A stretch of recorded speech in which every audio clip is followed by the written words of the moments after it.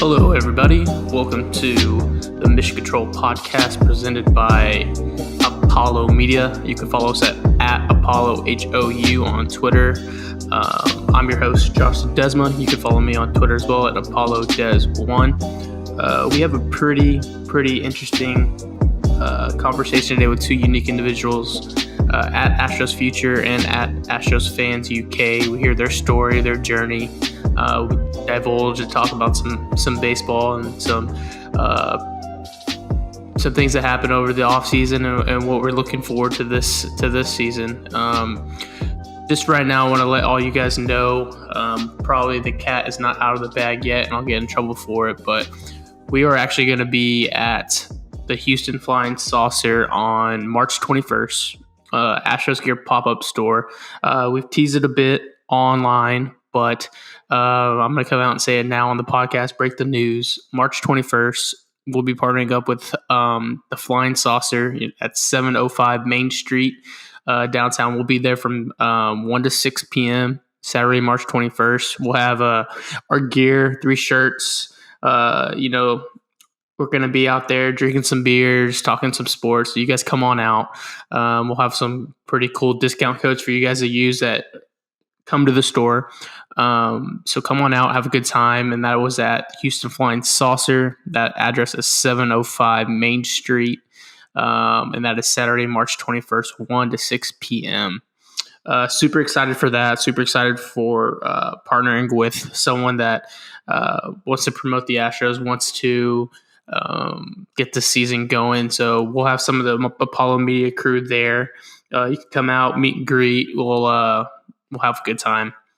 But today's podcast, it's a good conversation with Mr. Jimmy Price over at Astros Future and George over in the UK. It was a late night for him. He stayed up till almost 2:00 in the morning on his side of things, recording the podcast. So super thankful for that. Good conversation. So we'll go into it a little bit here in a second, but big week for Apollo Media, our second week of launch. I just want to say thank you guys. Thank you for tuning in. Please hit that like button, the 5-star, leave a review. We should be up on Spotify and on the Apple podcast as well. If not, then it'll be the next one. But please leave a review and 5 stars for us. We love you guys. And you know what? Let's just jump right into it. Mr. Jimmy Price. You can find him on Twitter at Astros Future. Jimmy, how's life? How's everything going on? It's been pretty good, man. I'm excited. The season's getting started. Ready to get past this pretty rough off season and kind of get to some meaningful baseball. Yeah, it's been a rocky off season to say the least. I think I talked to Josh a little about this on the first podcast, but I was like, if you would have told me that 3 years ago we have a championship, two pennants, and then all of a sudden we lose a manager and a GM in one fall swoop, I would have called you crazy. Yeah. But here we are, new GM, new manager. Hopefully Dusty can to take us to the promised land and get over his humps that he never got to lift that title. Yeah, for sure. And, and I think that the things that we're doing and the stuff that y'all have put together with the website and the merchandise and stuff, I think has been real good on Twitter and on social media. I think it's kind of lifted the spirits of people. You can just see it. You get on Twitter, you get a vibe right now that people are ready for the season, and people are wearing the merchandise. They're and they're wearing it proud. Yeah, exactly. I mean, we've seen it's been really cool to see Apollo Media launch the way it has over the last 2 weeks, to create a team with the same sort of vision, same sort of passion, to have you and your 18,000 followers and what you've created over the years, to just come in and join the team like that is pretty crazy. It's all coming together, but also to see all the gear going out to everyone and photos coming in actually from West Palm Beach. That's what it's all about. I think I texted Josh last night. It was a picture, one of our AWO shirts in orbit right next to it. And I was just like, this could fall tomorrow, but like, this was the coolest thing like ever. Right. Yeah, for sure. But tell us a little about Astros future, what you've done, what you created, your brand. Obviously, it's looking at the Astros minor leaguers and their prospects, and before they make that jump to Minute Maid Park. What was kind of your vision behind that? What was your thinking? Just kind of let the audience know what Jimmy Press is thinking. Sure. So, I've always been a fan of the prospects and minor league system and minor league baseball in general. But around 2013, the Astros were not good. The major league team was really terrible. The main thing we had to look forward to was the minor league system. The Astros had a lot of good prospects. They drafted well. They made some trades. So I was following it every day, watching games, looking at the box score, seeing how guys are doing. And I was on like an Astros forum at the time, and I'm thinking to myself, man, there's got to be a better way to like share this information with people, because I feel like people, would want to know how these guys are doing. So I decided, screw it, and create a Twitter account and just start putting numbers out there and updating anyone who wants to follow on how the minor league system is doing. So I did that for a while, and it kind of took off, the retweets and everything, and the followers started to grow. So I did a little bit of writing for House of Houston, which is a little they cover like all of Houston sports. It's a fan-sided website. But after a couple of years there, I kind of thought to myself, and I said, if I have the ability to do it, why am I writing for a different website? Why don't I just create my own? So went ahead and put the money in and did all the stuff to create my website. I'm definitely no web designer or nothing like that. I'm not super tech savvy, but I was able to put together what I have now. So hopefully y'all can help me with that. But I was able to put that together back in 2016. It's been going for about 4 years now. And really just trying to keep everyone up to date on the prospects and in the minor league system. But also, I like to talk Astros too, obviously. 2017 was great. The last 4 or 5 years have been phenomenal. It's not only do I want to see them succeeding in the minor leagues, but of course I want to see it when it gets to the pros, It's just cool to follow the guys, when they're first getting drafted and they're on their way through the system, and not necessarily just the top guys like Correa and Bregman. But when you see the guys like a Josh James, who was a late round pick, and see, him, I don't want to say struggle, but he wasn't a legit prospect until later on, in his career when he made it up to AAA and he, started touching 99, 100 miles per hour. So to see those guys go through the minor league system, is one of the best things, and I just try to share what I enjoy with everyone else and keep them up to date on how the system's doing, how the top prospects are doing, and hopefully people are enjoying it. Yeah, absolutely. And I think you touched on something. A lot of people don't realize the grind of it all. I mean, you have the Correas, the Bregmans, that the Kyle Tuckers, the fandom, the crowd knows, okay, this is who we drafted. This is, the next superstar. They're going to be a Minute Maid in 2 or 3 years, where you have guys that are grinding year after year, bus ride after bus ride to some small town in the United States, just to maybe get a spring training invite, to maybe show up and show out. And it's tough. I played some college ball. I have some friends that actually are in the majors now, but I mean, it took them 5-6 years, and they were top prospects. I mean, they were guys in the top 30 for an organization, and they would tell me like, hey, I don't know how I'm gonna make rent this month. Like, wait, you're a Major League Baseball player. And then you hear the stories, and you hear it time and time again, and it's just the grind of it all. And it's not all sunshine and rainbows. I mean, once you get into the show, it's that's the life, that's baseball heaven. But to get there, it's you're fighting and clawing to get there, and it's tough. It's right. really tough. And if you follow the draft at all, you'll see what the guys are signing for, and the people in the top 10 rounds, and they sign for pretty good bonuses. Obviously, once you get closer to the 10, the bonuses are getting lower. But when you start getting those guys that are drafted in that 10 to 40 range, they're signing for maybe $10,000, $15,000. And to some people, maybe that sounds like a good chunk of change. But once you put it in your bank account and you go to work and you get paid what minor league players are getting paid, and then you're having to make rent and everything on top of that, like you talk about moving around.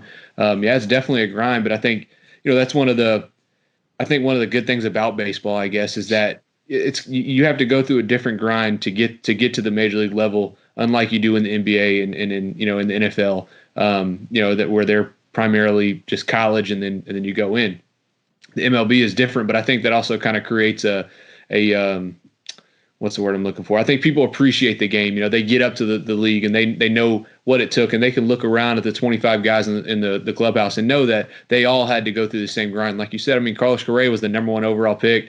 Yeah, he signed for whatever it was at the time, $4.5 million as the number 1 overall pick. But he didn't make his debut until midway in 2015. So I mean, it took him 3 years in the minors. It took Bregman, who was at the number 2 overall pick, took him quite a bit of time to get to the majors too. So the grind is something special. And I just, like I said, hopefully with my Twitter and stuff, I've had family members and friends follow, and that's kind of rewarding for myself, seeing that they're enjoying seeing that I'm putting these numbers out, because their family, their son is across the country playing baseball for pennies on the dollar, really, when it comes down to what they're getting paid for where they're living at. So just to see them, to be able to share, I guess, the love of baseball, with the Twitter community, but also with their family has been real nice. Yeah, I think that's a big thing you touched on it, and it kind of clicked when you were talking about that, where you kind of created this in that perfect age of social media where Twitter's about. Facebook, was obviously there at its prime, but no one was kind of doing what you were doing, and it's tough for families. I mean, you have high A, low A, class A, double A, triple A, and then you have rookie ball and instructional leagues. You have all these players spread out through an organization, and the parents and their family and their friends, they've been watching their kid and their buddies playing baseball their entire lives, and now you can't catch you're probably not going to get a game cast. You probably get lucky if you get it on video at this time in the 2011, 2012. But to be able to compile the stats on your end and be like, oh, hey, look, Nick went 2 for 3 tonight in North Carolina somewhere in some small town, like that's got to be such an incredible feeling on your end, because you're informing the parents. I mean, someone that's always been there for their kid and always watched every single pitch, and now that their kid's halfway across the country and some league, they can't necessarily do that all the time, and you're there to fill that void, to get that information out there to the masses. Yeah, that's definitely a rewarding part of it. I've had I've met some of the parents. I've had some of them message me through Twitter and stuff, and they've all been supportive and thankful for just putting the numbers out there. And then I think they enjoy seeing other people enjoy it too. You put out a tweet about, like you said, some mid-round prospect, and it gets 10 retweets, and then they look at it and say, dang, people care about what my son is doing. It's not just me as the dad or mom that cares about what they're doing. So yeah, that's one of the, that's a good thing about it. But just in general, I love the idea of prospects, because there's always optimism, right? Right now we're going into the 2020 season. The Astros are ranked like 27th or 28th system in all of baseball, I think, by Baseball America or MLB Pipeline, one of them. Obviously I think that ranking is a little bit low, but I look at the system and I have a hard time ranking 30 guys, because I see a lot of guys that have a ton of upside, and I think that's the best part about minor league baseball is there's always optimism. Every year there's going to be some guy that comes out of nowhere that ends up being really good, or a guy that struggled last year and has a breakout year. And they're doing it. I mean, they play for a team, but at the end of the day, it's essentially for themselves, because they're trying to get themselves to the major league level. So just the optimism that's there every year is something that I really enjoy watching. Yeah, that's great. I mean, I think I have tons of questions for you, but what was one prospect, and I'm not saying the Correas, the Bregmans, but what was that one prospect that you were harping on before anyone else? Like for instance, for me last year, I got to spend all of spring training in West Palm Beach for my job, and so I kind of was following up on Jordan when we had first got him, and I was like, man, this guy just the build and the stats, and I was like, this guy can hit. And then to see him play day in and day out last year in spring, I was like, there's no question this guy deserves to be on the 25-man roster. And I spent, to my 100 followers at that time, I was like, this guy needs to be in the big leagues. Obviously, there's things around it where organizations keep players down for the rules to get more control. But I was like, this guy's got it. So what was one player, like when you first started out, was like, oh, this guy's it, before anyone else was kind of on him? Yeah, I think. Well, I mean, you bring up a perfect one in Yordan Alvarez, and when we talk about optimism and upside and everything, when the Astros, they traded Josh Fields, a guy who it's not like he was dominating. They get this guy from Cuba who's got an excellent build, lefty with power, and you're like, the upside is there. And the next thing you know, he's blossomed into a fantastic prospect, and he wins Rookie of the Year. I think the hard part about it is the Astros have, they've called up a lot of the top guys, the Correas, the Bregmans, Kyle Tucker, George Springer, all those guys that came up. But a lot of the guys that have kind of came out of nowhere, they've brought those guys up. They drafted them late in the draft and then turned them into legitimate prospects, and then they end up trading them for Justin Verlander, Zach Greinke, or Mike Fiers and stuff. But I mean, if I was a real big fan of Ramon Laureano, like when the Astros drafted him and throughout the process, and I really loved what he did, mainly because he had a big arm, good fielder, could hit for some power, could run, and just was a good prospect. And I really liked him. I was higher on him than a lot of people. Unfortunately, he didn't get to get to the show what he could do with the Astros, but he's doing it with another club now.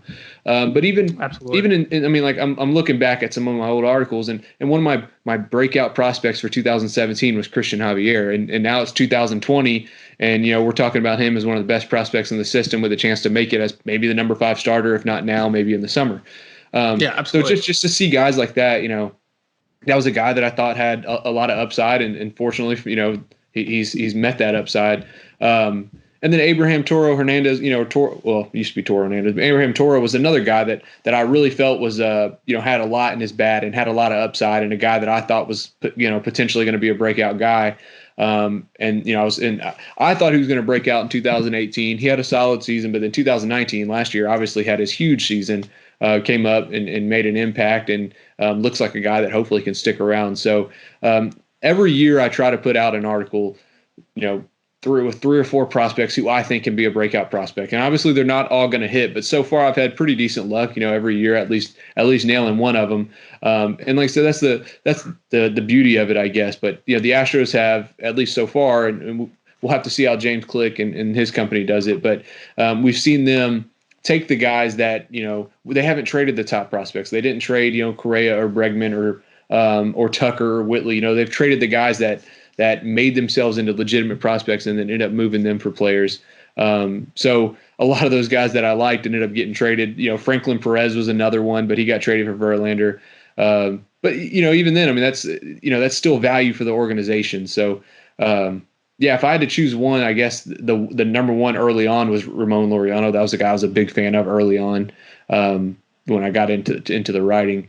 But even, I've gone back just for the heck of it and searched on my site Yordan Alvarez, and I saw the article that I wrote when we traded for him, and I'm in the article talking, and once again, I'm an optimist, so I'm always looking at the bright side, but I'm like, lefty, 6'5", big power, looks like he could be the first baseman of the future, and I wrote that the year that they traded for him, and obviously I'm throwing it on a wall and hoping it sticks really. With a guy like that, because at that point in time, he barely played. I think he didn't even play in the States. But you look at the upside and if you have an optimistic approach, there's always somebody who looks like they're gonna be a breakout star or gonna make it their way. And every year, I think the Astros have been fortunate that they've drafted really well late in the rounds. They've done well with some of the international signings, and they've always had guys that are outperforming expectations. Yeah, for sure. And I think you hit the nail on the head on that, where Jeff had a perfect balance of drafting well, hitting on your draft picks, but also the international draft and getting those guys in and kind of, it was tanking before tanking was, popular. Everyone was at that time was like, the Astros are, a super AAA team, really charting out who they were. But the process works. It takes years, like we saw. But the process does work, and I'm not on your website right now. You can find Jimmy's work at astrosfuture.com. Looking at your top 5 pitching prospects for 2020.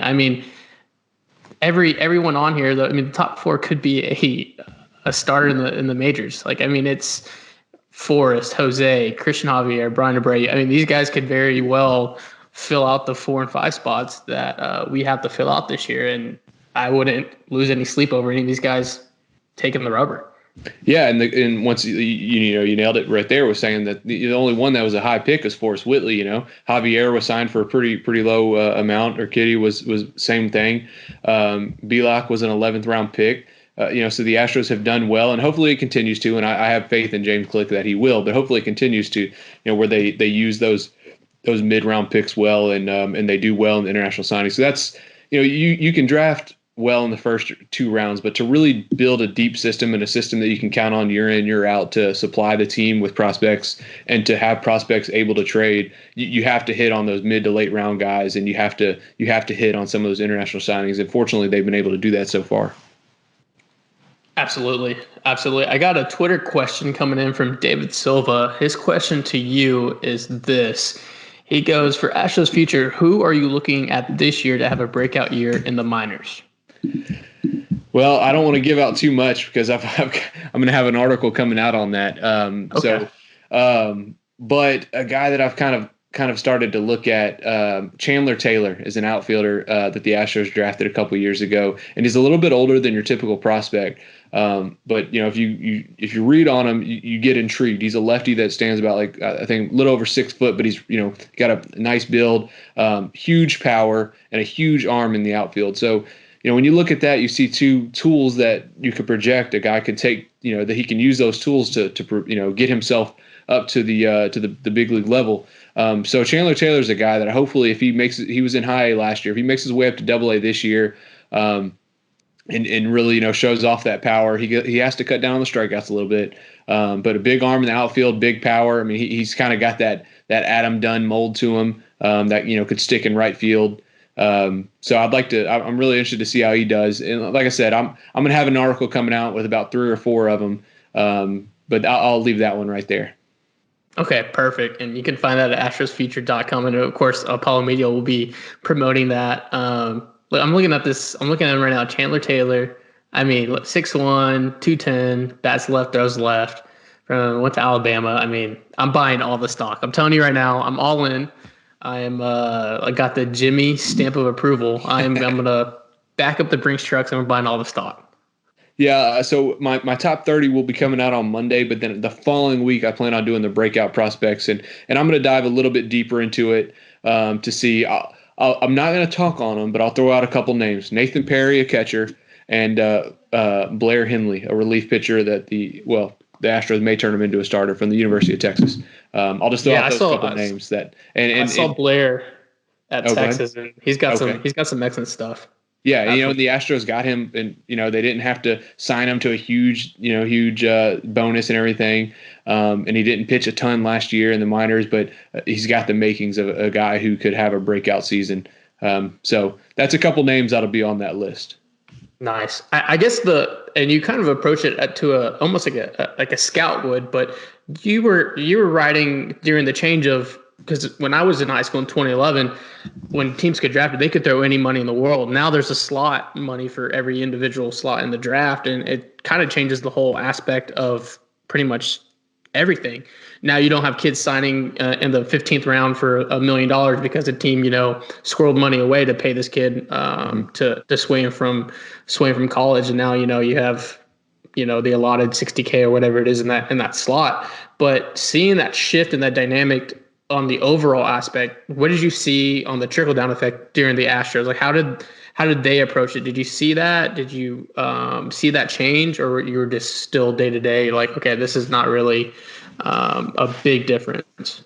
Yeah, so I mean, I think you bring up a good point, and something that the Astros have done. It's going to be hard the next couple of years with the loss of picks, but they've tried to get guys that will sign for underslot, in the second, third round, and they've kind of focused on guys that were, college juniors that have high floors, not high ceilings, and they've signed some of those guys for underslot, save money, and then use that money later on to sign a guy higher. Perfect example, honestly, is when they drafted Correa first overall. They signed him for $4.5 million. I don't remember what the exact slot was for that year, but I think they saved like $500,000. Well, that $500,000 that they saved, they flipped and they signed Lance McCullers, when they drafted him in the supplemental round. So that's the way the Astros have kind of approached it. I think a lot of teams have, and unfortunately, that's going to be a burden on us the next couple of years since we don't have picks in the first or second round. But another guy that they did that recently with was Colin Barber, a outfielder that they drafted and they signed for overslot. So that's kind of the way they approach it, is they would try to save money in those first few rounds and then get one of the guys for an overslot deal a little bit later on. Yeah, for sure. And in that draft, I kind of have two little stories. One, I'll keep his name anonymous. He's still in the organization, but he was actually drafted in the 20th round. He had tore his labrum in high school, but the Astros gave him $900K signing bonus. That was the offer. He turned it down to go to college. Had a great career at a high Division I school, but then the change of the slot money came about. So he lost all leverage. And got, he had a pretty decent signing bonus for any 21-year-old, but it was not the $900K that he turned down 3 years before. But then on the other side, I had a buddy that was a couple of years older than me. His name's Tyler Naquin. He's an outfielder for the Indians, and he got drafted, I believe, like maybe the last round, second to last round out of high school. Mm-hmm. And he was like, I'll sign for a bus ticket. And we were talking to him. We're like, you have a full ride to A&M, like. We know, who you are, what kind of player you are. And he was kind of torn between sign for a bus ticket and go grind in the minors or go to A&M. He ended up going to A&M, was a 2 or 3 time All-American, and got drafted 15th overall in that Correa draft. And it was just I saw two sides of it. I was just like, this is a different beast. But it's crazy, like you said, how the whole Astros core kind of came about through the taking less money and moving it elsewhere to create a championship core. Yeah, and it's the Astros worked it the way they had to, and and they worked it to the benefit. I'm interested to see how James Click approaches this draft coming up without the first 2 picks. But I have confidence that they're still going to be able to get legitimate prospects. We've seen they're probably going to be really active in the international market, and you've seen the rumors out there that they're projected to sign Pedro Leon, who's a big outfielder from Cuba, who honestly looks like a fantastic prospect. A guy asked me, I think yesterday, would he be a top 100 prospect? And I absolutely think he would if the Astros signed him. So I'm really interested the rumors are out there. They seem to be true. The people reporting them are usually not wrong. But I really, really hope that they're accurate, because that would be a huge boost to our system without, like I said, without having that first and second round pick for the next 2 years. Oh yeah, essentially he's your first round pick. I mean, when I saw the original punishments coming out, I was really more worried about how they were going to affect the international signing, because if they started taking those picks away, that's almost a death sentence to a organization on a prospect standpoint, because you're taking away the picks from the draft, like at least your first 2, and then you're taking away the international side of things, where a stream of ball players come from. That's where it could really, really hamper you. So when I saw the initial punishments, I was like, okay, that I can deal with that. Because right now you have a guy that's going to be a complete stud if we do sign him. Yeah, I saw someone say that if he was eligible for this upcoming draft, he would probably be like a top 5 pick, which is pretty phenomenal. I know a lot of people are pissed off that the Astros still have the ability to sign guys like that. But like you said, I mean, the punishment they got is what the commissioner decided, and those first 2 picks for the next 2 years, they're going to hurt.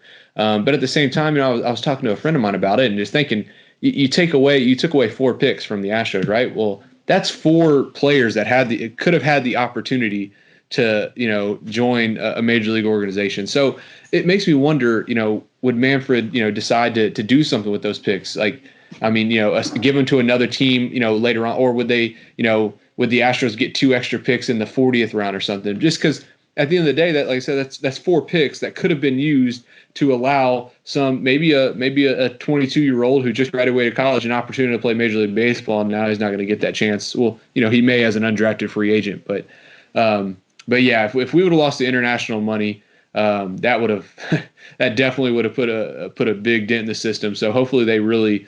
They're projected to sign him, and then Dory Lorenzo is another, and some other prospects that they're working on, because that's going to be where our talent's coming from, at least for the next couple of years.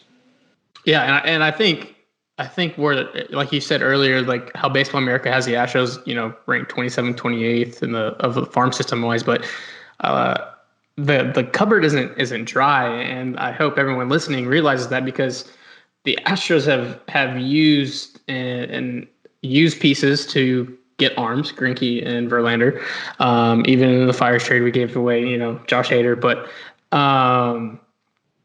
the guys are there. The guys that are not considered prospects anymore because they're on the major league roster and they're young and they're under team control for a long time. So it's not like the window is essentially closed and Right. a win now. I mean, yeah, essentially with Greinke and Verlander, they're up there in age, but the core behind them is not an aging core like in 2005 with the Astros, where you have just a lot of veterans. It's the core's still there, and the younger guys are not considered prospects, but they're in the show. And so I'm really excited to see what Click's going to do.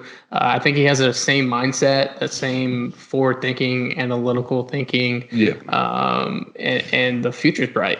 I think Yeah, the future's bright. what we mean and what we say about that, I think, is a perfect example. Is if Kyle Tucker didn't exhaust his prospect status last year and he was still a prospect this year, where would he rank, or where would the Astros rank then if they had a top 20 prospect outfielder like Kyle Tucker still in the system? But I think the Astros have done a phenomenal job of taking pitchers and turning them into prospects. If you next week when I put out my top 30 prospects, but not just mine, you could go look at anyone else's top 30s. But when you look and you go through the system, out of those 30 prospects, if I had to, 15 to 20 of them are going to be pitchers, and a lot of them have pitched at high levels and have had a lot of success. And a lot of the guys are unheralded pitchers that weren't drafted high. Brandon Belock, Brett Conine, just to name a few. Tyler Ivey, he was drafted a little higher, but even then he's got a lot of upside. So I know a lot of the main guys will look at the Astros system, and I think some of it is projection as well. And they're projecting, obviously, the Astros won't have the first 2 picks the next 2 years. But I think the system is a little bit better than the 28th overall. I'm definitely biased. I'm not going to hide that fact. But I do think there's plenty of depth there. Yeah, the window is definitely not closing. There's plenty of solid prospects, pitching prospects right now at the minor league system. And then, like you said, if they didn't make the trade for Greinke and they still had Seth Beer and Bukauskas and Josh Rojas, what would the system look like right now? And you add those 3 guys, and then you add Kyle Tucker, and the system is probably maybe top 10 or something like that. So Exactly. The system it's essentially currency. It's currency for your major league team, and it's currency for to trade for pitchers or whoever you want to trade for to continue to build your major league team. So I think they'll get it back where it needs to be. I think James Click is gonna do well in this spot. But I definitely wouldn't look at it and think, man, the system's dried up. There's nobody there, because that's definitely not the case. Yeah, absolutely. Absolutely. Jimmy, thank you so much for coming on. I know we're going to be doing this a lot. Thank you for all the work behind the scenes and just helping with us in Apollo Media. You're a great partner, a great site and Twitter account, and just keep doing what you're doing, man. It's incredible. Yeah, I appreciate it. Y'all have some phenomenal stuff. Just some of the stuff that y'all put together for me so far, and the merchandise that I've seen on the site and everything. It's awesome. I think y'all are doing some really good stuff. I'm very proud to be a part of it and be partnering with y'all. So I'm definitely looking forward to see what the future holds for us. But any other time you need me on, we'll try to make it a more common occurrence, and we'll keep talking. Absolutely. You can follow Jimmy at Astros Future. Also, he has his merch line up at the Apollo Houston, ApolloHOU.com. In our store, you can grab some Astros Future gear over there. Jimmy, thank you again, man. All right. Thank you very much. We're taking it international, folks. Mr. George at Astros Fans UK himself is making the late night call on his end. It's almost near 1 o'clock in the morning. George, thank you for coming on. Thank you for staying up late with us today. Absolute pleasure. Really happy to be on this pod and just excited about the whole Apollo Media movement. Yeah, it's week 2 of Apollo Media launching. I think we reached out to you a couple months ago, me and Josh, and we're like, hey, George is the name and face overseas. Let's try to loop him in and bring him on board. And I can't thank you enough for being so open and obviously. You had your first piece on launch week that went super great. Had a lot of views, just to hear your story. But I can't thank you enough for everything you've done on the backside of things. No, I really appreciate that. It definitely right back at you because honestly, I feel, as I put in that blog, I feel honoured that you guys are happy to have me on as a non-Houstonian.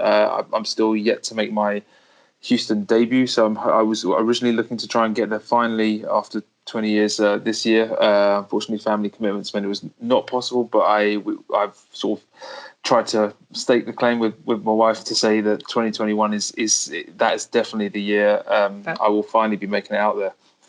Absolutely, and by then, Apollo Media will have a big old office. Big time. You'll be able to come. You'll be able to come in and have your little workstation.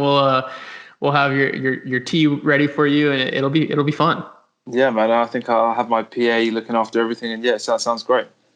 Oh, that's great, bro. That's great. Oh man, I guess the first question, I bet everyone is thinking it. I know you touched on it a bit in your blog, and we'll link it as well under the podcast. But how does a gentleman like yourself, thousands of miles away, become an Astro fan? Yeah, it's just the origin story of all baseball fans in the UK not having sort of fingertip access to baseball growing up. They're all interesting stories. Mine is it goes back to when baseball was being broadcast. The feed from ESPN was being broadcast on Sundays and Wednesdays on we'd say terrestrial television. You guys would probably call it network television. And yeah, it was just refreshing to see a sport which I didn't have any knowledge of. I played a lot of cricket, so having been involved in another bat and ball game, watching baseball completely fresh, I was intrigued. I wanted to see what it was about. Had no connection to America whatsoever myself, so I knew that if I wanted to get into the game, that I'd have to choose a team to support. And I was never going to go the bandwagon route. So the Yankees were dominant at that time, so they were definitely off the table. And it was actually just watching, particularly Mike Hampton, because in that sort of latter part of the '99 season, he had a great year. I know Jose Lima had a great year. I think they both got 20 wins, if I'm not mistaken. And the fact that Mike Hampton was such a good hitter as well for a pitcher was something also that attracted me. And I thought, well, let's look at this team. You've got an exciting team. You've got the Killer Bees. You've got a great brand of baseball that they're playing. They're not, they've never won a championship, so something to really get behind there. So yeah, I decided in that off season that I was going to give it a shot with the Astros and see how it went. And then lo and behold, obviously Mike Hampton got traded to the Mets. So before the season started in 2000, so I had a decision to make, and I was sort of posed with the conundrums: do I follow Mike Hampton to the Mets, or do I stick with the Astros? I sort of made a decision. I said, no, I'm going to be an Astros fan, and 20 years later, here I am. That's an incredible journey, man. I mean, I think every fan and everyone listening kind of has their own origin story. Obviously, yours is different than others, being in another continent, in another country. But it's incredible. We're so lucky to have you and what everything you do. I mean, you can probably touch on it a little bit more, but just from my 10,000-foot view, I mean, it seems like your hands are in a lot of pots in the UK by promoting the game, one, but finding Astro fans, finding fans for other teams, and just you have a pretty strong community over there. We really do, and I'm glad that you touched upon that, because that is something which I take very seriously. Just to sort of briefly explain to anyone who's not familiar, I obviously am at Astros Fans UK on Twitter, and that's kind of my bread and butter. What I do, I started that account in June 2017.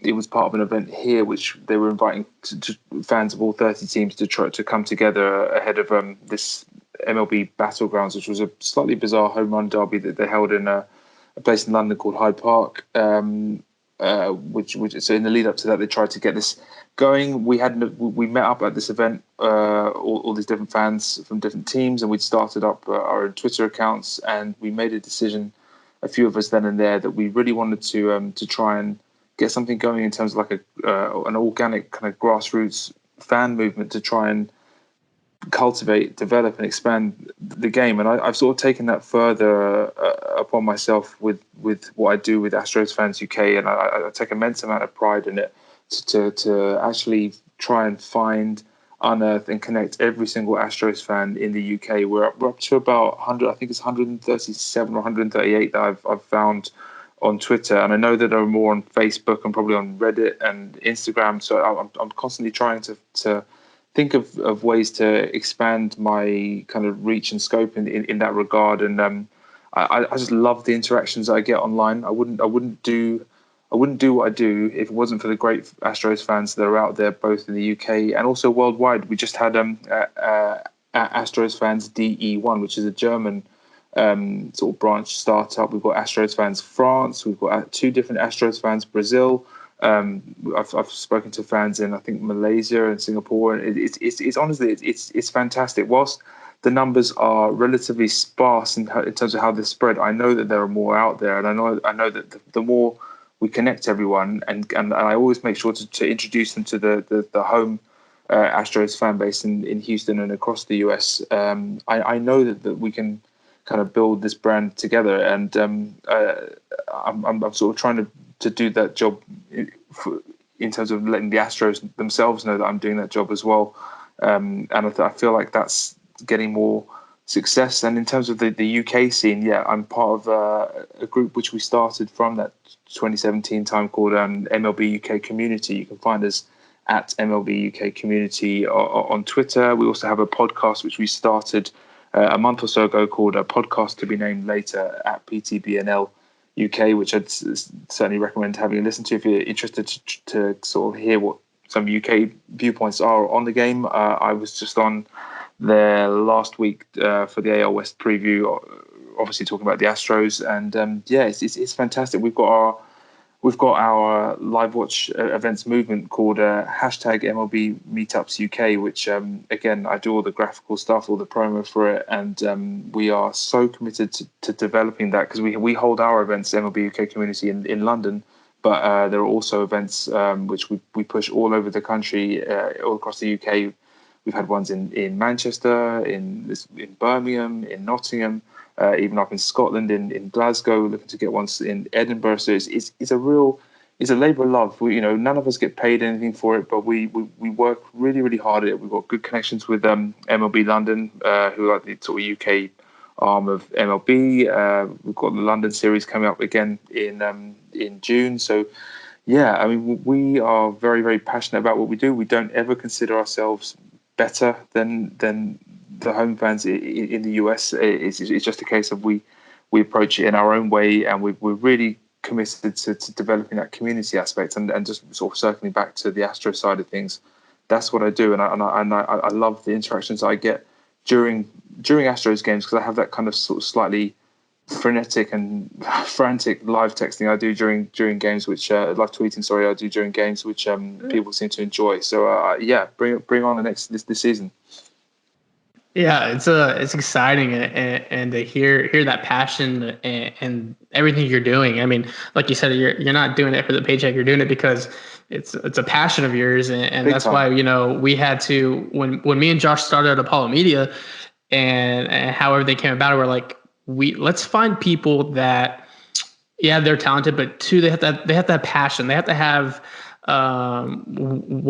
what our vision is lined up, with theirs, and the passion, and the talent may not be there for, but you can teach that. We can find a spot for someone on the team, but you can't fake the passion. And obviously what you've done in the UK, and they say it's America's pastime, but it's really, I think it's an outdated statement, because baseball's so global now. It has its reaches all over the globe, like you said, from Malaysia to Brazil to the UK. I mean, Australia, Australia, it's everywhere. Japan. I mean, baseball is obviously everywhere, but the Astro reach, and it's crazy to hear it, but it doesn't shock me, because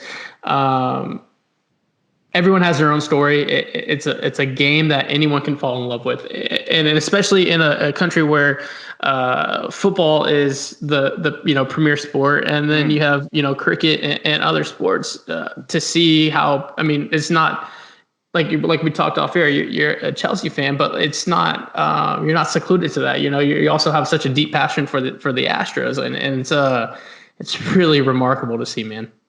Yeah, again, I appreciate that. It's just a case of I try and separate things, and yeah, I like I said, I love what I do, and you're absolutely right about baseball being such an approachable game from an international standpoint. I don't think whilst it is America's pastime, but at the same time, it as a game, I don't know. There's just something intangible which it's just appeals. I don't know whether it's the kind of the pace of the game that kind of allows someone to get involved without kind of being swept away. It allows you to learn at a reasonable pace without being overwhelmed. I mean, yeah, I think once you get that bug for it, you're in. Oh yeah, 100%. And I think the big thing is that it's like you said. There's for me, it was my dad played college baseball, so there's a baseball in my hand when I was born. They say so. Like and it was never forced upon me. It was never, you're going to do this. I just naturally fell in love with it. And I wouldn't trade any memories that I have of traveling all over the country, playing in these tournaments. Looking back, my parents sacrificed all this stuff for new gear and to make sure that I'm playing in some tournament that, at 7 years old, I'm going to forget about, in a week or two. But to then be able to go to the high school ranks and go play college ball and to see my dad and my mom still in the stands. Like, I don't care if I went 3 for 3 or 0 for 3. I mean, at the time I probably did because I was so competitive, but looking back, I was like, I'm just glad my parents got to see that and we got to have that moment because we were so connected by the sport. And to hear everyone else's stories of how they fell in love with the game, how, what makes them a fan of not only the Astros but baseball? Because I mean, when my grandfather he would when he see lights, he'd be driving home, see the lights here in America for the baseball fields. He'd just pull over and go watch the game for 2 or 3 innings. And I would just like, who's playing? He's like, oh, I don't know. I just, saw the lights and, I caught a couple innings. Like you don't get that with other sports. You don't, so it's really cool to hear your story and your passion behind it all. That's a beautiful thing, man. Yeah, absolutely. I did have a few questions before we jump into our Twitter segment, but I got to know 2017, we're about to win the World Series. What was Game 7 like for you over there? Obviously, it's a West Coast start, so it's a late night for you to begin with. What was that night for you? Well, time-wise, it wasn't. It's going to sound strange to say it because I think it was something like 1 o'clock first pitch, but not as bad as during the regular season because the regular season West Coast games start at about 3 a.m., which is that's a killer. Even for me, that's difficult. In terms of Game 7, what did that mean for me? It was surreal. It was just surreal. It must have finished around 4 a.m. I was watching it at home on my own with wife and son sleeping, so I wasn't really able to give it the full vocals that I might wanted to do. But I was just honestly, I was in tears. It was a magical night, a magical moment. No one can ever take that away, regardless of other things. And it was just strange because I was so nervous in Game 6 and in Game 7, just the way it happened, the way it kind of unfolded. I was nervous when McCullers was throwing it at hitters for fun, pretty much. I don't know, was it 3 or 4 guys he hit? I forget. Yeah. And it was kind of a miracle that he got out one of those innings unscathed. But once we did get through those first 4 or 5 innings, and when Charlie Morton came in, it was just so serene. It was like I shouldn't be feeling like this. This should be more nerve-wracking than it is. We just sealed it in a way which was such a beautiful thing. And I hate to bring slightly more painful, well, much more painful memories in. It was kind of the opposite of what happened a few months ago in Game 7, and I just wish we could have been able to do the same there. But yeah, in terms of 2017, what an unreal experience. Yeah, it's funny because I was in downtown at what bar was I at downtown? I think I was at the Tavern right across the stadium, and I like you said, I was more nervous for Game 6 than Game 7. Game 7, I was just like, I don't know why I'm not nervous. I mean, Game 6, I think I threw up before the game, and I'm not even playing. I was just watching, and Game 7, it was just okay. I'm not nervous right now. I don't know why that doesn't make sense. It may have been the beers we were drinking, right. But yeah, exactly. It felt right. I think it just felt right. And it was strange. I was feeling nervous in the lead up to it, and this is going to sound strange, but honestly, for me, it was true. I think it was Michael Costa who put a tweet up ahead of the game saying that we were going to be wearing orange jerseys, and as soon as I saw that, I just felt good about it. I don't know why. I just felt good about it, and it, that was kind of how it unfolded. It was a moment for me that I won't forget. I just felt like kind of calmness after seeing that, and it's kind of weird because I shouldn't have any effect on it at all. But it just was a feeling. It was and it was there. Yeah, and it's we had a saying with my group of buddies, and at this time, like my 100 Twitter followers, but it was heartbreak Houston. Like Houston's gonna break your heart. They always do. They always find a way. Like it's no matter what happens. But even then, I was just like, I don't have that feeling that I usually feel. Like it was just like a sense of calm. And then how the game, like you said, McCullers getting out of jams, and then I think it was late in the 5th or 6th. Someone hit a rocket right at Yuli, and they had a runner on second. I think it was still like at a point where I was like, okay, I'm not comfortable, but like if they get a little momentum, because it's all about momentum in playoffs, obviously. Absolutely. And I was just like, that the ball's just finding our glove tonight, and it's a catch-22 because this past year, it just seemed like everything we hit found the Nationals glove, and I was just like, it's 2017 for the Nationals all over. Like everything is going their way. And you just got to tip your cap sometimes. It's sickening, but to be 8, I take that 10 times out of 10. Being 8 outs away from the World Series, you give me that opportunity. Yeah. I think you're absolutely right. In terms of that, I mean, that Game 7, we would like I said, we were just hitting rockets everywhere and couldn't find the gaps with men in scoring position. And I mean, even the second run we did get, I think. Rendon just got a little tip on his glove, which just stopped it from getting down all the way down the line into the corner, which held it to just the one extra run, which scored. And it's still very painful. But hey, what can we do? Like I said, it's kind of like every year, the team that wins it has destiny on their side, and absolutely the Nationals did. I thought having come back to 3-2 in the series, having swept them in DC, I thought that we would, we'd woken up and would be able to seal it, but we just couldn't shake them off at home, and it's one of those things which I'll never understand how we didn't win the World Series that year. I never ever will, but I feel. Despite all that's happened, I feel strangely positive going into this season. I really do. Yeah, I feel, I mean, as much as the turmoil and the suspensions and the scandal, or whatever you want to call it, we have officially are the worst hated person in the entire world. I think we're on FBI's top 10 most wanted right now, but I feel comfortable. Yeah, there's some question marks in the bullpen. There's question marks on the back end of the rotation, but we return everyone in our starting lineup. I mean, like, and we're 8 outs away from the World Series, and we went 0 for October with runners in scoring position. Like, the offense is going to be there. Yeah, maybe some games we will have to outslug a team. Okay, that's fine. We can go toe to toe, but big time, yeah. Bring that on. I just feel like if we can develop someone on the back end and kind of the bridge in the bullpen, as much as everyone's going to hate us on during the season, this team's going to win. This team's built to win. They know how to win.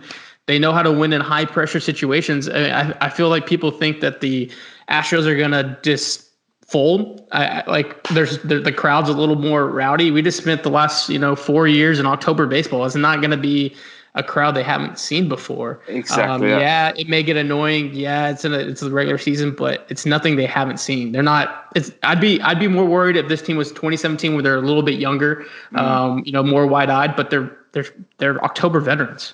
Definitely. I think you're looking at the lineup. Obviously, offensively, if you just going through it to a man, Springer, Bregman, Altuve, Brantley, Gurriel, Alvarez, Correa, and then you even adding in if Reddick can find a bit of form. I mean, it's you've got an incredible offensive lineup ready to explode pretty much any time, almost 1 through 9, and then you've looking at our starters. Okay, aging Verlander and Greinke, but at the same time, I don't think you're going to see an overnight drop off from either of them.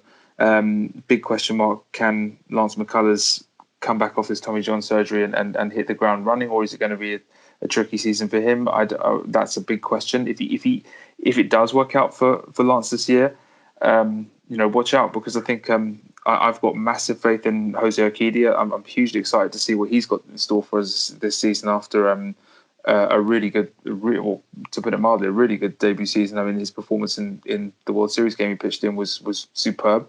Like you said, back end of the rotation, right at the back end, fifth man could be an issue. I mean, but I don't see that being a sort of stumbling block that would be a major problem in the season. To be quite honest, I think we've got enough depth through the first 3 or 4 to more than comfortably carry us through the regular season. Like you said, in terms of getting to the back end of our relievers is in the bullpen, the sort of setup guys, it could be an issue. I think if Abreu can kind of break through and have a big year, that would be a big help. I don't know what sort of role they would give him if he does, but I think that would be useful. We will miss Will Harris a lot, but it's when we still got, and I include Joe Smith in this because I think Smith is on his day is excellent. So if you've got Smith, Presley, Osuna as a back end of your relievers, I think we will win a lot of ball games. And I think in terms of what you were saying about the crowd effect, it will be a big gut check for them, especially the first month. I think the first month is going to be a real test for them, and that will show us a lot about how they are as a unit. And I think I was saying this on that PTBNL podcast that I think that they will bring them closer together because they have no other choice. There's no room for complacency. There's no room for these players to act as individuals. They will be a very tightly knit unit. It was very savvy to get Dusty Baker as the manager for this year with all the experience that he's got. Verlander and Greinke obviously have massive experience. I think that we are in a good position to sort of close the ranks and become a much more solid integrated unit to deal with what's going to be extremely hostile road games. I think from a fan point of view, really looking forward to it. It's going to be awesome to watch our guys hopefully silencing a lot of crowds all around the country. There will be games, there will be games which we lose, and then everyone across baseball rejoices like it's the second coming. Exactly. And then there will be other times when the boos are raining down and we end up victorious, and you savor those boos and you drink them all in and say, so what, we're the bad guys. We dealt with it, and we're leaving with a W. So I'm excited for this year. I think there's a lot to be positive about. I think there are question marks, but nothing which really strikes me as a kind of potential landmine for us in terms of our season. I think obviously it's going to hurt losing Garrett Cole. I mean, that's just factual. I mean, we can't. Absolutely. We can't. There's no point even kind of debating that. But at the same time, we've still got, like I said, we've got great rotation. I think nearly any team would switch to the guys we've got. There's only probably 2 or 3 that wouldn't. I mean, I'm ready to go. Absolutely, man. I'm excited. I'm ready to see. I'm ready for real games to start. Yeah, I think the biggest thing is that, I mean, at the floor level, there's going to be 60 times on the internet where Twitter and the national media are going to be throwing parades because the Astros lost. I mean, if we win 100 games, we're going to lose, 60 to 62 times. It's going to be annoying. It's probably be annoying for us, for the fans, and to especially at Apollo Media. Hopefully we'll be big then, but we'll just have the trolls in the mentions. But I mean, like, at the end of the day, it's someone typing on 240 characters just to type and get that energy out. But I'm like, we're going to lose 60 times. There's going to be 60 times throughout the year where it's, it's a parade on Fifth Avenue because of, what the Astros kind of brought on themselves. But I mean, they're gonna roll with it. And like we said, and I think this team being in October veterans the way they are, having seasoned veterans, having a manager that's gone through scandals and how to navigate ships that way. I'd be the first one to tell you that I didn't want Dusty, but he's worn on me just because of the way he handles himself, the way he's going to handle the team. I'm all in now, but it's I just want the game to start, man. Yeah, definitely. I think with Dusty Baker, one thing to not kind of underemphasize is the fact that he wants a championship. I mean, for his career, I mean, I think he's got unfinished business himself. So I think it's not something naturally. It's not something that's taking the kind of the headlines. But if we get in a position whereby we are knocking on that door again, he'll be as motivated as anyone. It doesn't matter, 70 years old or whatever. That will not have an impact. He will be extremely driven to try and to sort of get that off his back. So, yeah, I think it's funny. You talk about the Twitter trolls. You ever find that the ones who are trolling have they almost all have like less than 50 followers? It's really strange. It's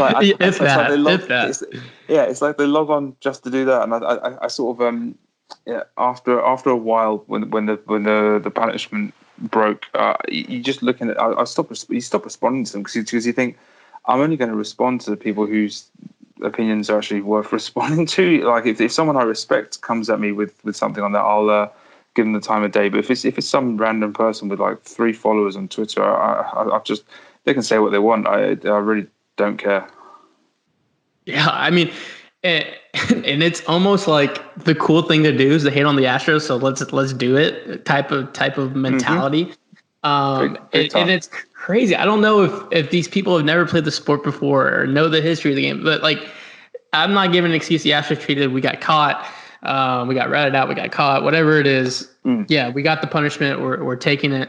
But the game's always had cheating in its DNA. I mean, from when I played at 10 years old, we tried to pick up signs and tip them in. I mean, obviously, we didn't have cameras. We didn't bang on trash cans. We didn't do the extra steps. But the fabric from the very beginning, you're trying to find whatever edge you can. You're playing one of the hardest, probably the hardest sport on the globe. You have to hit a round ball with the round bat that's coming at you at 100 miles an hour, and you have less than 0.3 of a second to think about what pitch is coming at what speed at what location, and you're trying to find whatever edge you can. I have a quick little story. In college, we had our catcher got suspended the last game of the regular season.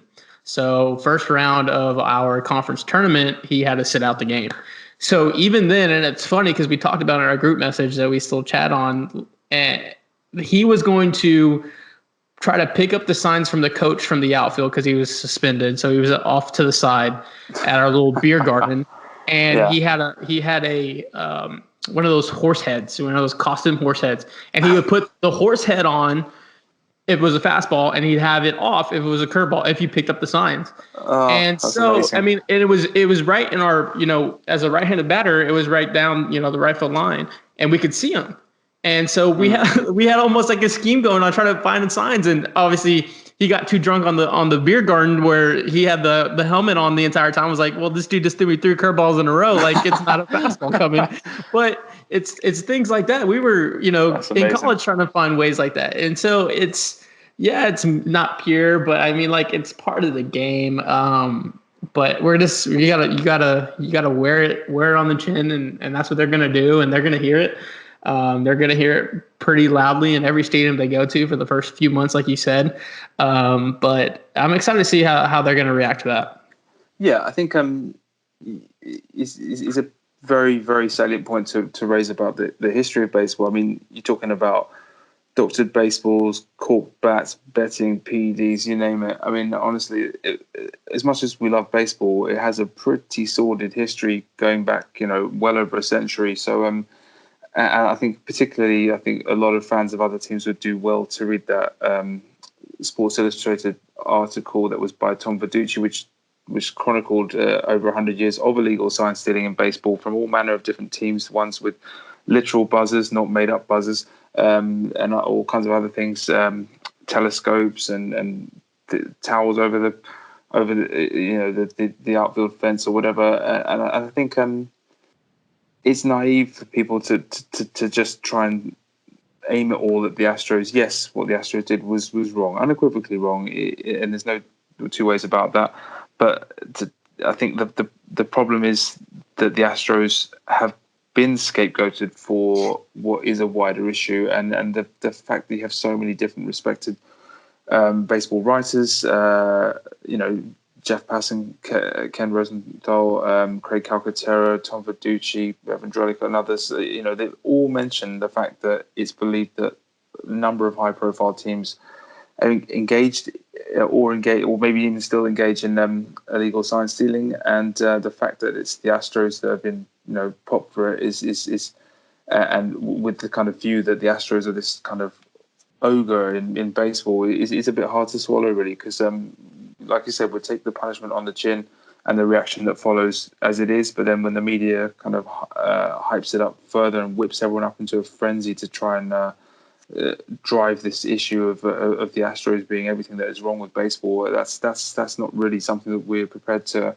take as Astros fans. There comes a point where you stick your feet in the ground and you say no more, and you don't let what isn't kind of affected by that in terms of the team be besmirched and slandered in a way which isn't right. I mean, it makes me sick to see the way that Altuve has been treated. When, I mean, let's face it, as far as everyone in the team is saying, he wasn't even involved in the scheme itself in 2017. Yeah, sure, he didn't speak out about it, so of course you get associated with it, but he didn't do anything himself. And the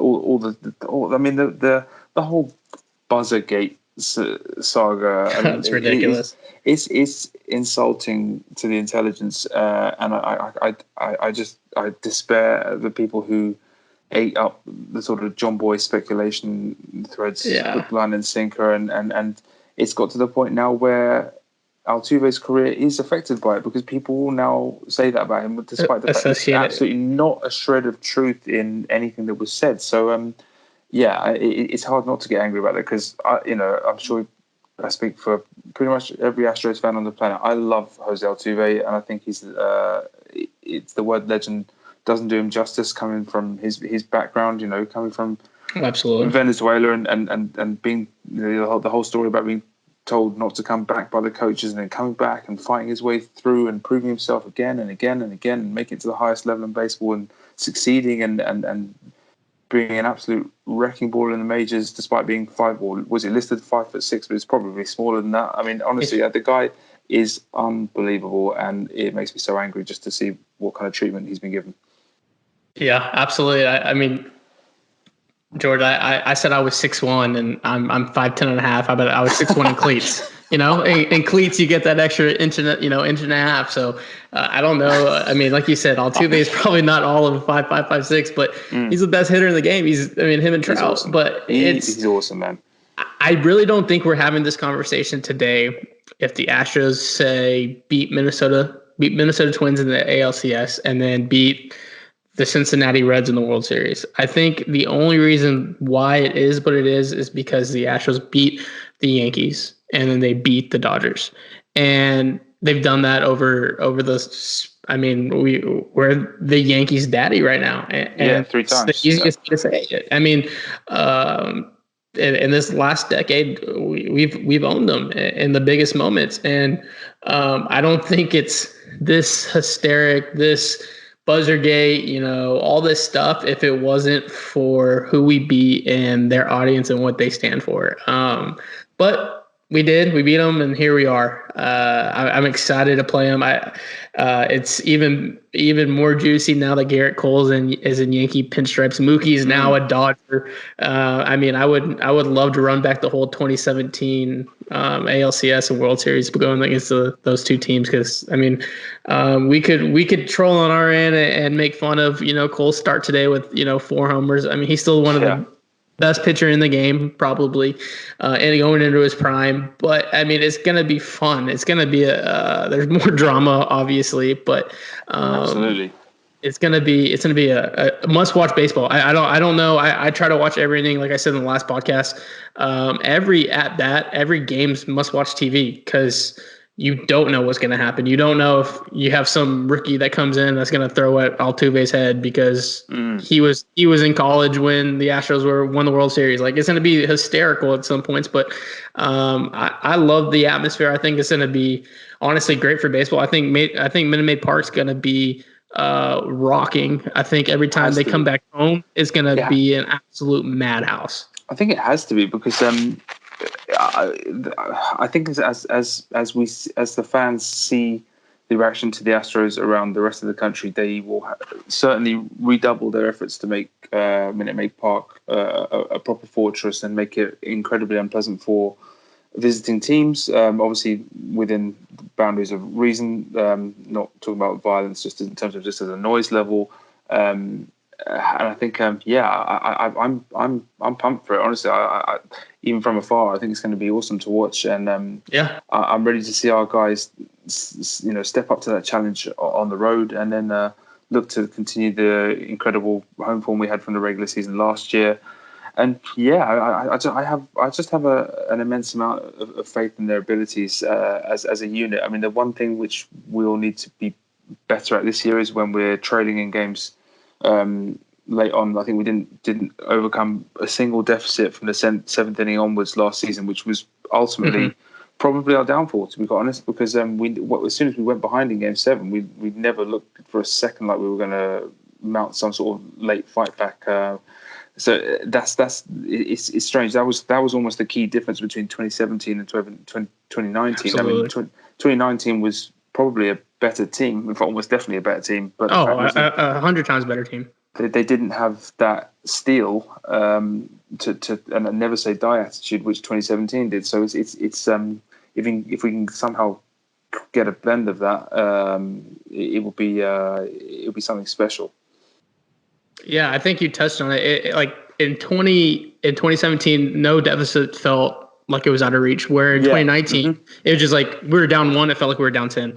And I was at Game 7, and I kid you not, George, I moved into a new house that day, and the sound of Howie Kendrick's ball hitting that foul pole echoes through my house. It still haunts me to this day. Like I'll be here at the house, and I'm like, I can hear the thud. I can hear the echo of it. Yeah, bang. And, oh God. Yeah. And I was like, the game's over. I mean, as much as how I was in 2017, I was like, I'm not nervous at all. As soon as that happened, I was like, we can't. It's weird. It's weird how the game works. Like you said, I think that 2019 team was 1,000 times better than that 2017 best team ever. I think. Yep. Yeah, absolutely. And it's sickening, but it's exciting for 2020. The boys we're gonna bounce back. We're gonna be back in October again. But I have a little Twitter segment. We asked some of the fans to reach out, ask some questions. I have a few for you before we wrap up. I know it's 1:17 over there. It is indeed. I'm good. Don't worry. Don't worry with me. I'm good. I'm good. All right. The first one's from @LondonTitan. He goes, if you could give one major league player a one-way ticket into space, who would it be and why? Note, you're not allowed to say Mike Fiers. Side note, editor's note, this is not an Apollo Media rocket. This is just a hypothetical. Cody Bellinger, for his expression on his face during that interview in the locker room. Honestly, boo-hoo, be gone. Off to the moon or wherever. Right. Bam. Boom. Sending Belly. I will agree on that one. I'll say Bellinger as well. I have another one from Mr. David Silva again. He goes, how's the other Major League Baseball fans in the UK handling the Astro news? So I guess the fallout when the news broke, what was happening over there? It's pretty similar, to be quite honest. I think not as fully venomous as the response from US baseball fans, but no, it's been pretty similar. I've had a few fairly heated debates over WhatsApp in various different baseball groups that I'm in. It's not been easy. It's been especially because I'm slightly more isolated, obviously, in terms of those kind of discussions. So I'm kind of having to stand up for the Astros whilst at the same time obviously try and take it on the chin for 2017 as well.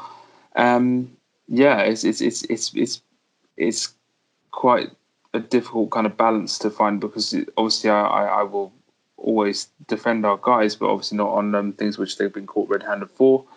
So yeah, I mean, I think particularly the Dodgers fans have been. It's just Dodgers and Yankees, to be honest. I don't know. It's just the same as it is online. You may be across the ocean, but it's exactly the same situation. A lot of Yankees fans, in my opinion, unwisely trying to load up on the Astros, because I don't think the Yankees have really any complaints. So they didn't, the four games won in 2017 against them, they didn't score. They scored, was it 3 runs across 4 games? 3 runs. So I don't think they have much of an argument there. They didn't play well enough in those games. And with the Dodgers fans, I get it, but at the same time, articles like there was one, I forget who wrote it, the one that came out yesterday that was looking at the specific ways in which Game 5 and a few others unfolded, and trying to assess whether there could have been much impact on that. And I place a lot of faith in what Carlos Correa was saying to Ken Rosenthal when he was breaking down how each run was scored, to try and say that these were situations where it couldn't have been implemented, what was being done. I mean, I personally don't understand how, with Minute Maid Park being as loud as it was, even not being there, you could tell it was unbelievably raucous in 2017. I don't see how it could have been heard if there was a trash can being banged. It must have, or anything else. I get why Dodgers fans feel the way they do, but even over here, but it's not. I don't agree with it at all, and I have to try and kind of traverse that balance between not aggravating fans over here, but also defending our guys. Yeah, I mean, I was at the game. I was at Game 5. I wasn't at the Rich Hill game. I was at the other one. Yeah. So 2 of the 3 in 17. The Minute Maid has never been that loud, and I caught some people on Twitter last year saying that the 2019 playoff crowd was more laid back, wasn't as raucous as it was in 2017, which I think is factual. But it was Game 5 to this day. Every song that they played in between innings, it was a party. Like, people were singing, people were jumping up and down. It didn't matter, we were losing. It was a nonstop atmosphere. And to being a competitor and never playing in a crowd that big, obviously, or that, but even playing in a smaller scale, like, if a crowd is loud, like, I personally, to me, like, I would just zone in and I wouldn't hear anything at all. Like, it would just be me and the pitcher. It would just, 2 gladiators in the arena, and I would just zone out.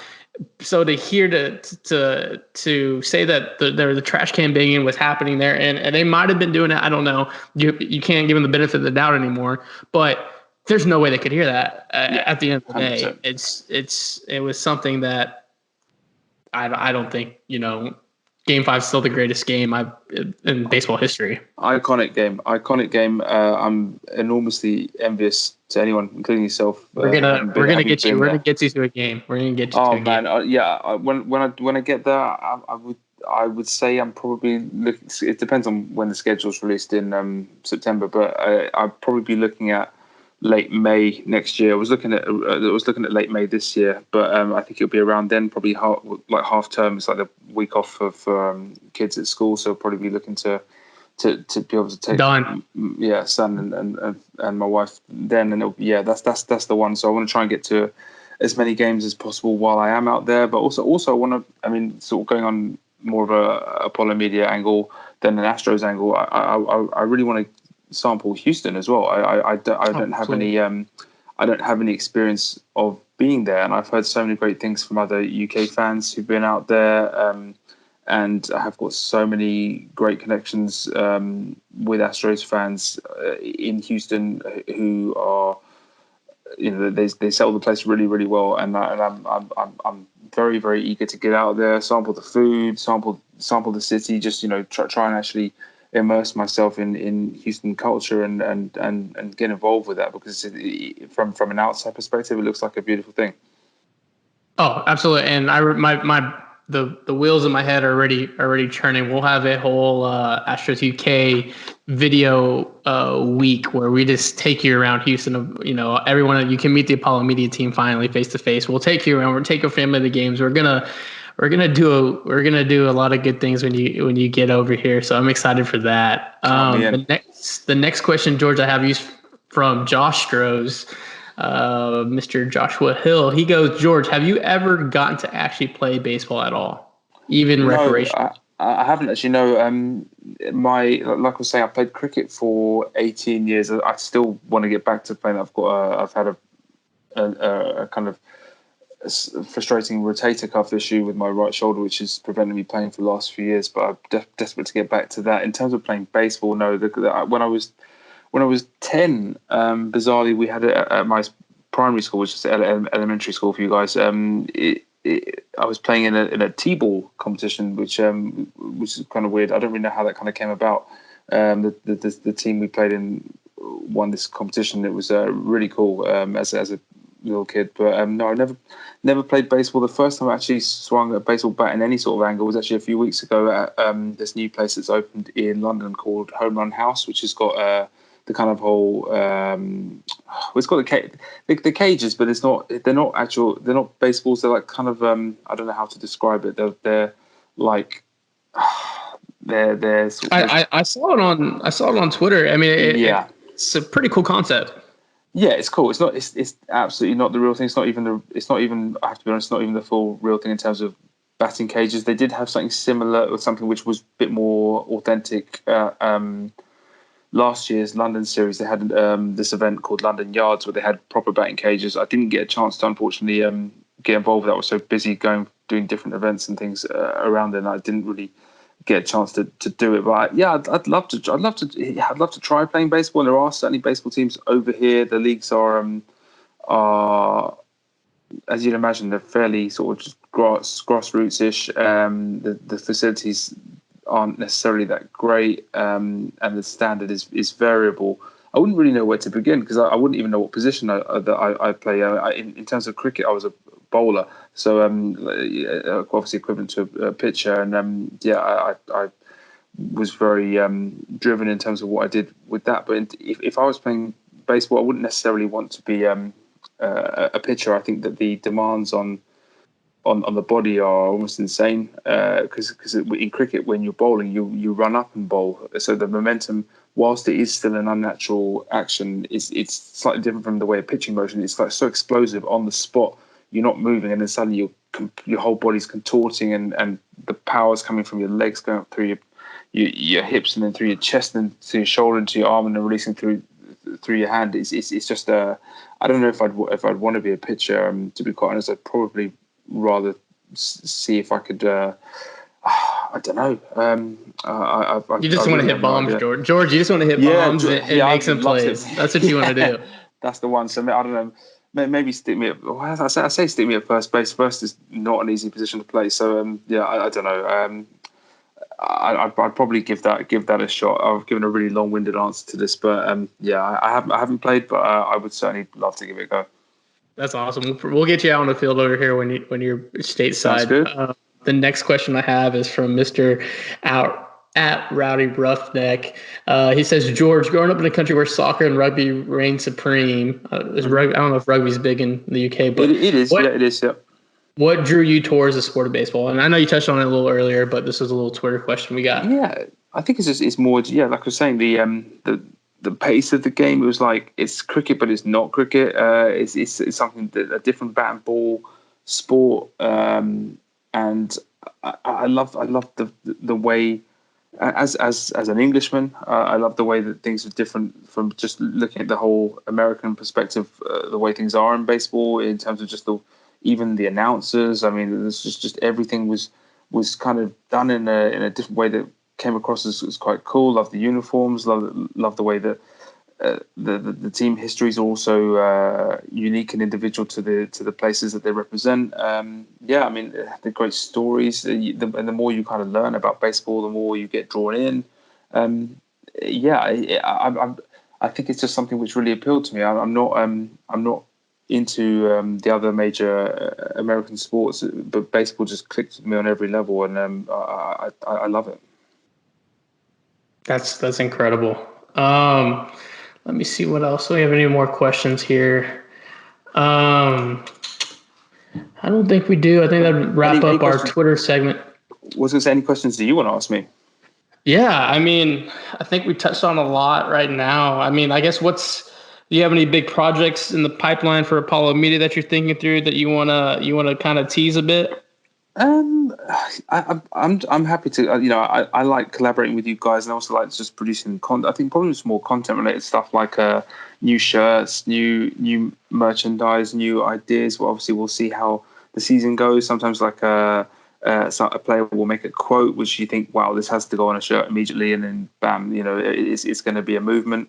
Or maybe there's a particular photo, a particular image of a player which becomes sort of moderately iconic. I think that's really the first way I'm looking at it, and I really want to be able to contribute with you guys in every way I can from afar, because it's not, I sort of, without wanting to disrespect myself, I know my position. I'm not a Houstonian, so I don't want to be trying to sort of throw my weight around in an arena which is not my my sort of position to do that. I certainly don't want to be speaking out of turn. I want to help you guys in every way possible. I think it's a really, really exciting venture. I think I touched upon it in my blog piece that it's exciting for Houston to get this type of dedicated movement behind it. I like to see the support from other outlets like Adam Clanton. I think it's really cool that he's helping as well to try and get the word out there about Apollo Media, and I think it's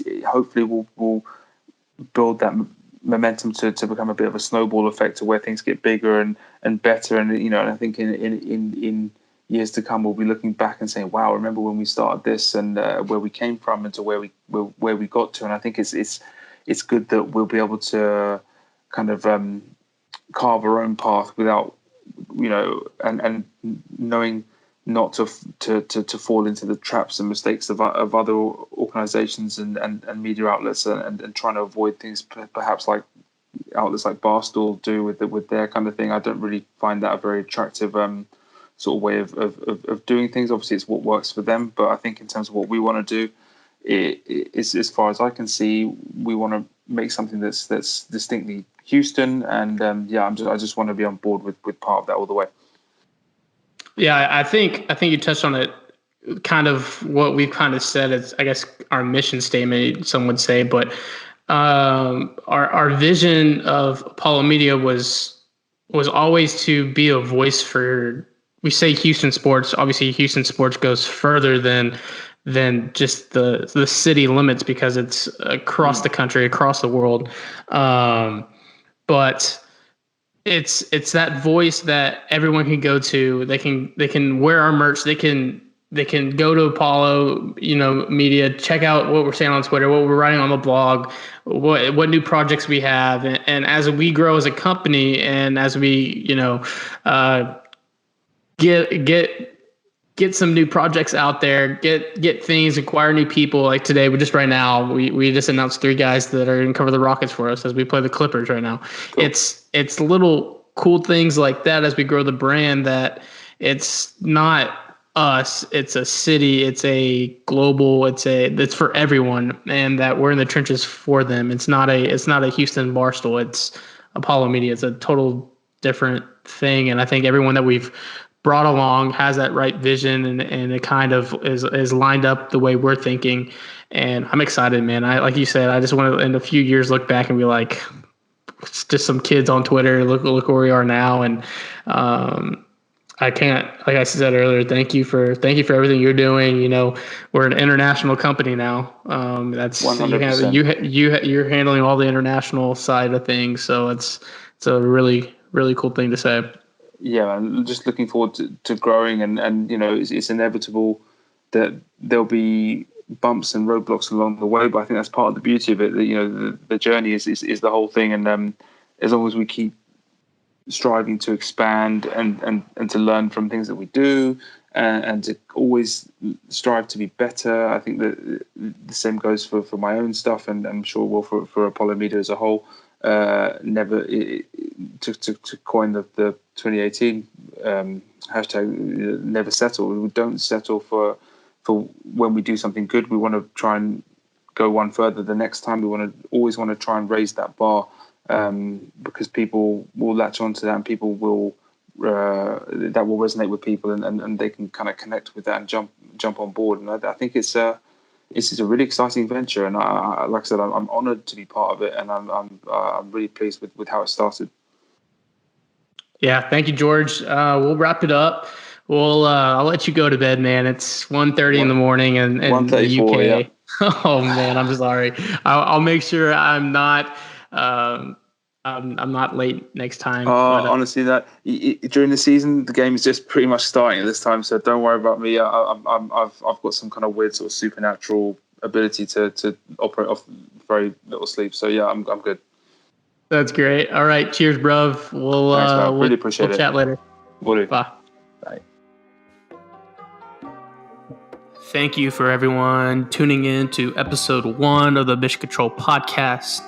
Thank you at Astros Future. Thank you at Astros Fans UK for taking your time out of your day to give us an interview. You guys go follow them on Twitter. Underneath this episode, leave a comment, leave a suggestion about who you want to hear next on the podcast. We'll try to get them lined up as we go along. We'll try to get more guests, have more segments for you guys throughout the podcast. Next week we should have 2 or 3 more team members from Apollo Media, so stay tuned for that. Remember, like, subscribe, unsubscribe, resubscribe, hit the 5-star review. Thank you for following Apollo Media. Thank you for everyone listening to the Mission Control podcast. I am signing out, but I will see you guys soon.